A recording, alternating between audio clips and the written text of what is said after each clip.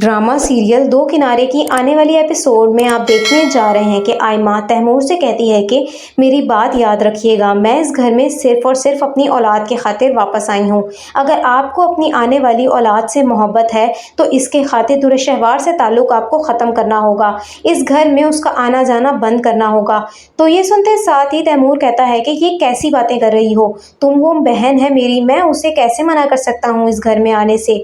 ठीक है, अगर तुम चाहती हो तो मैं दुर्शहवार का साथ नहीं देता इस कस्टडी के केस में, मगर मैं उसे घर में आने से मना नहीं कर सकता। ये घर जितना मेरा है उतना ही उसका भी है।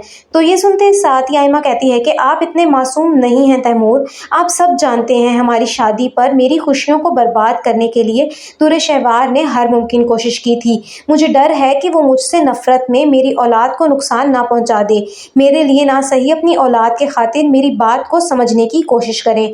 तो ये सुनते साथ ही तैमूर कहता है कि क्या हो गया है आयमा, तुम कब से इस तरह की बातें करने लगी। ठीक है, मैं मानता हूँ दुर्शहवार उल्टी सीधी हरकतें कर जाती है कभी कभी, मगर वो कभी भी मेरी औलाद को कोई नुकसान नहीं पहुँचाएगी। वो खुद भी एक बेटी की माँ है, वो जानती है औलाद कितनी बड़ी नेमत होती है।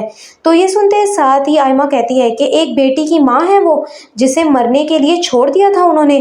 दुर्शहवार उस बेटी से कभी भी मोहब्बत नहीं करती थी और ना ही आगे करेंगी। वो बहुत बेहिस औरत है जिसे अपने अलावा कोई नज़र नहीं आता। वो मुझसे हसद में किसी भी हद तक जा सकती है। तो ये सुनते साथ ही तैमूर कहता है कि बस करो आयमा, वो बहन है मेरी, ठीक है बहुत सी जगह पर उसने गलतियां की हैं, मगर इसका मतलब ये नहीं है कि वो मेरी औलाद को नुकसान पहुंचाने की कोशिश करेगी, और ना ही मैं तुम्हें इस बात की इजाज़त देता हूं कि तुम मेरी बहन के बारे में इतना गलत बोलो। तो ये सुनते साथ ही आयमा कहती है कि आपका ये फैसला आपको पछताने पर मजबूर कर देगा। देखिएगा अब कोई ना कोई हादसा ज़रूर होगा इस घर में।